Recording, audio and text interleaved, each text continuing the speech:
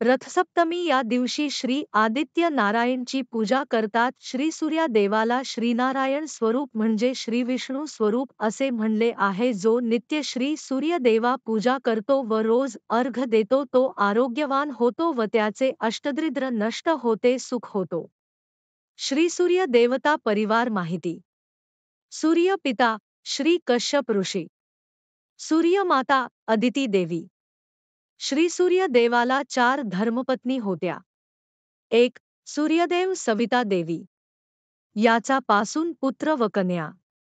पुत्र वैवस्वत मनु व यमदेव. कन्या यमुना नदी. 2. सूर्यदेव राधनी देवी. पुत्र रैवत. 3. सूर्यदेव प्रभा देवी. पुत्र प्रभात. 4. सूर्यदेव छाया देवी. सविता देवीच्या छायापासून छायादेवी. पुत्र शनी देव व सावरणी. कन्या भद्रा विष्टी व तपती.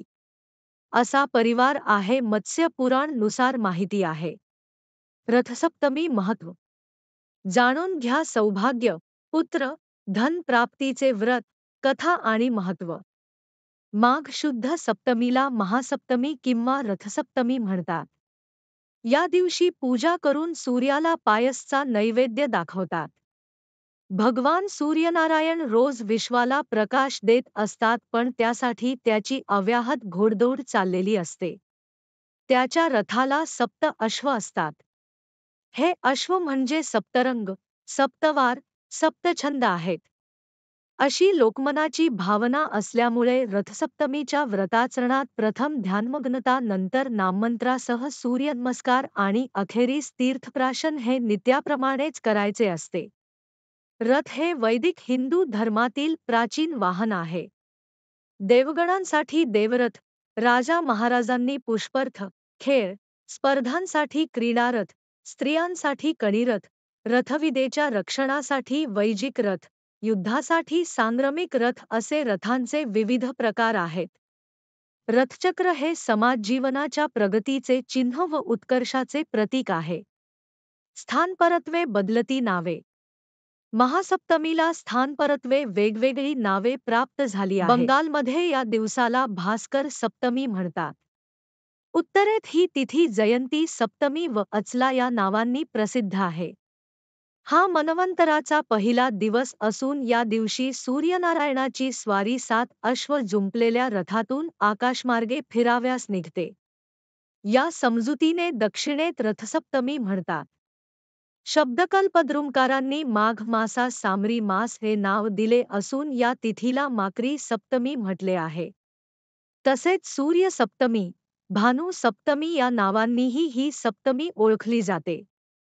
त्या त्या प्रांतानुसार पूजेमध्ये बदल होत गेला आहे. रथसप्तमीची कथा अशी. कांबोज देशाचा यशोवर्मा नावाचा एक राजा होता. त्याला म्हातारपणी एक मुलगा झाला. तो जन्मताच रोगी होता. त्याला आरोग्य कसे प्राप्त होईल म्हणून यशोवर्माने एका ज्योतिषाला विचारले, तेव्हा त्याने सांगितले की पूर्वजन्मी याने गरिबांचा छळ केला आणि सूर्याची पूजा केली नाही, म्हणून त्याची अशी अवस्था झाली.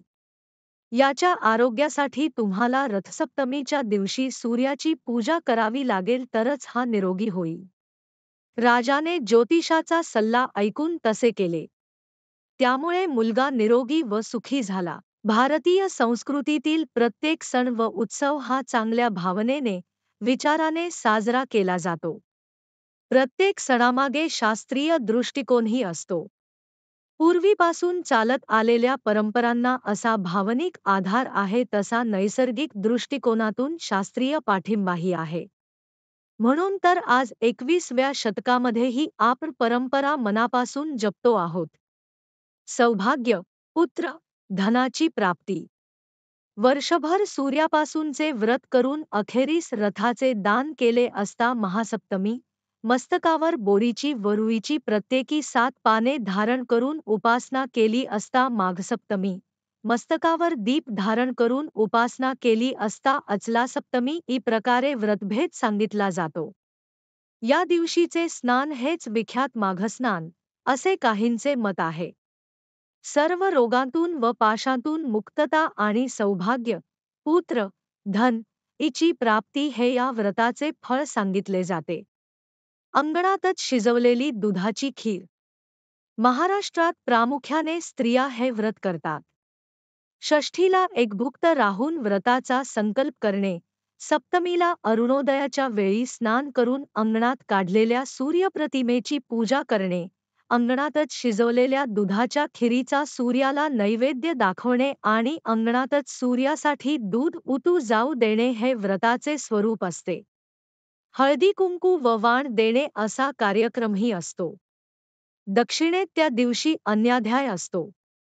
रात्री गायन, वादन, दीपोत्सव असे कार्यक्रम असतात. सप्तधान्ये, रुईच्या पानांचा नैवेद्य.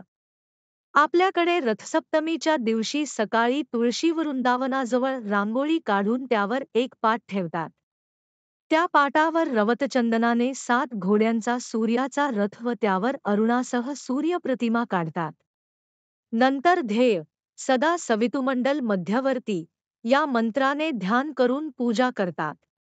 गोवल्यावर मातीच्या भांड्यात खीर शिजवून तिचा नैवेद्य दाखवतात.